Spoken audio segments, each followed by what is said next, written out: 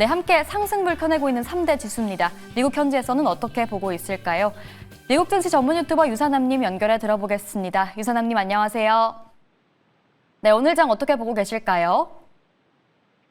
네, 오늘 같은 경우는 저번 주 금요일 날 노동지표가 악화가 된 이후에 주가가 하락한 후 오늘 같은 경우는 그에 대한 반대되는 지표로 결국 그로 인해서 금리가 인하될 거다라는 기대감이 나오면서 전반적으로 주가를 위로 끌어올리고 있다라고 정리할 수 있을 것 같습니다. 네, 시장은 금리 인하 가능성에 더 크게 베팅을 하고 있는 것 같습니다. 자, 오늘 꼭 짚어봐야 할 이슈와 뉴스도 함께 체크 부탁드리겠습니다.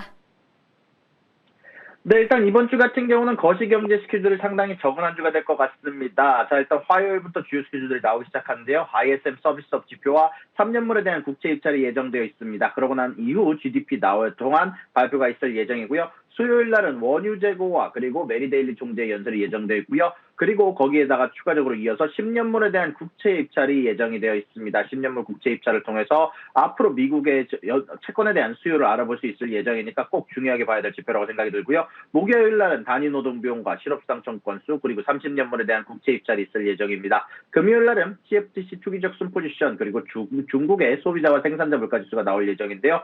그런 이후에 어닝 같은 경우는 오늘은 팔란티어, 화요일 날은 AMD와 슈퍼마이크로, 수요일 날은 아이온큐, 목요일 날은 트레이드 데스크까지 주요 워닝들이 이어지게 될 예정이고요. 그런 가운데 안에서 트럼프 대통령의 행보가 지속적으로 집중적으로 조명받고 있습니다. 트럼프 대통령은 곧 연준의 신임 이사와 고용 통계를 담당하는 노동통계국장을 BLS 국장을 조만간 지명할 것이다라고 밝혔는데요. 트럼프 대통령은 일요일 뉴저지주에서 주말을 보낸 뒤 백악관을 복귀하는 길에 기자들에게 이같이 말했습니다. 이번 인선은 글로벌 성장 둔화에 대한 우려가 커지는 가운데 안에서 트럼프 대통령의 경제정책 방향을 결정지을 수 있는 중요한 변수로 주목받고 있고요. 먼저 연준 이사직은 아드리아나 쿠글러 이사가 임기를 채우지 않고 금요일 날 사임을 발표하면서 공석이 됐습니다. 이로써 트럼프 대통령은 자신의 낮은 금리 선호 기조와 맞는 인물을 예상보다 더 빨리 임명할 기회를 잡게 됐고요. 그로 인해서 연준 쪽에서 트럼프의 영향력을 더욱더 크게 만들 수 있을 거다라는 기대감이 나오고 있습니다. 트럼프 같은 경우는 지속적으로 제롬 파월 연준 의장을 향해 금리 인하를 거부한다면서 너무 화가 많고 어리석고 정치적이라고 비난하면서 사임을 요구하는 등 이례적으로 연준에 대한 공개적인 압박을 가했는데요. 이번에 지명된 인사는 내년 5월 파월 의장의 임기가 만료될 때 차기 의장 후보로 거론될 가능성이 높다라고 얘기가 나오고 있습니다. 한편 또 노동통계국 같은 경우 트럼프 대통령은 지난 5월과 6월에 고용 수치가 대폭 조정되는 등 부진한 고용 보고서가 발표된 지 몇 시간 만에 에리카 맥켄타퍼 국장을 해임했는데요.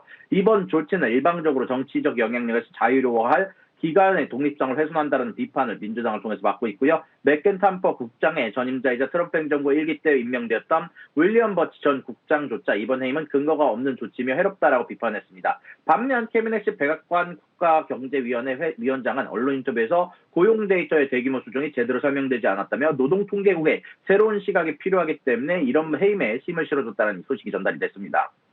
그리고 그 다음 소식입니다. 오펙 플러스가 석유 증산을 결정하면서 석유 전체적인 국제 유가가 하락세로 돌아섰습니다. 오늘 런던 시장에서 10월 브렌트유는 배럴당 1%, WTI는 1.1%가 내린 가격에서 거래가 됐고요. 오펙 플러스는 주말 회의를 통해서 오는 9월부터 하루 54만 7천 배럴의 원유를 추가 생산하기로 결정했습니다. 이는 시장의 예상에 부합하는 수준이며 회원국들은 시장 점유율을 되찾기 위해서 올해 들어서 지속적으로 증산 기조를 이어가고 있고요. 다만 그럼에도 불구하고 트럼프 행정부가 인도 등 러시아산 원유를 구매하는 국가들에 대해서 지속적으로 제재를 하겠다, 2차 관세를 부과하겠다라고 경고를 했고 또한 이것뿐만이 아니라 러시아에 관련해서 지속적으로 다음 주 화요일 날까지 전쟁이 끝나지 않는다면 2차 제재를 하겠다라고 얘기가 나온 만큼 이런 러시아의 원유 공급 문제를 차단시킬 수 있다는 소식이 전달이 되면서 이 이슈까지 고려를 해서 앞으로 유가의 항방을 결정해줘야 될 것 같다라고 먼저 말씀드릴 수 있을 것 같습니다. 그리고 마지막 소식입니다. 테슬라가 여러 뉴스가 나왔는데 가장 중요한 소식은 테슬라의 주행 보조 시스템인 오토파일럿과 관련된 사망사고에 대해서 테슬라 측의 책임을 일부 인정하는 판결을 내렸습니다. 자율주행 기술과 관련된 사고에서 제조사의 책임을 물은 판결이어서 큰 파장이 예상이 되고 있고요. 현재 로이터 통신에 따르면 마이애미 연방법원은 배신원단의 통해서 테슬라 측에 33%의 책임이 있다라고 얘기하면서 유족 등 피해자에게 한국 돈으로 약 3,400억 원, 약 2억 4,300만 달러를 배상하다라고 명령을 내렸습니다. 이는 손해액의 일부인 4,300만 달러에다가 징벌적 배상금 2억 달러가 더해진 금액이고요. 이번 소송은 2019년 플로리다에서 발생한 사고에서 비롯됐으며 당시 테슬라 모델 S 운전자가 야간에 오토파일럿을 킨 기능을 킨 채 주행하다가 도로에 주차된 차량과 충돌한 뒤 그 옆에 있던 젊은 남녀를 덮쳤다라는 부분에 대한 판결이고요. 재판에서 유족들은 오토파일럿 시스템이 장애물을 제대로 감지하지 못했고 테슬라가 그 위험성도 제대로 알리지 않았다라고 주장을 했으며 배심원단은 운전자가 전방 주시를 소홀히 한 잘못이 있더라도 테슬라의 기술적 결함 역시 사고의 원인이 되었다면서 원고 측에 손을 들어줬습니다. 판결 직후 테슬라는 성명을 내고 이번 판결은 잘못되었으며 생명을 구하는 기술 개발을 노력을 위협한다면서 심각한 법적 오류가 있었던 만큼 즉각 한소화 계획이다라고 강하게 반발을 했고요. 이외 신들은 이번 판결이 자율주행 관련된 사고에서 제조사의 책임을 인정한 중요한 사례라면 향후 유사 소송에 큰 전환점이 될 수 있다고 평가를 하고 있습니다. 그러고 나서는 또 다른 소식이 있었는데요. 테슬라가 이사회가 최고 경영자 일론 머스크에게 약 300억 달러, 41조 원이 넘는 규모의 주식 보상안을 승인했다는 소식이 전달이 됐습니다. 이번 보상안은 지난 2018년에 승인됐던 거액의 성과 보상 패키지에 대해서 법정 분쟁이 길어지는 가운데 안에서 머스크의 경영 참여를 계속 유도를 하기 위한 임시 조치로 보이고 있고요.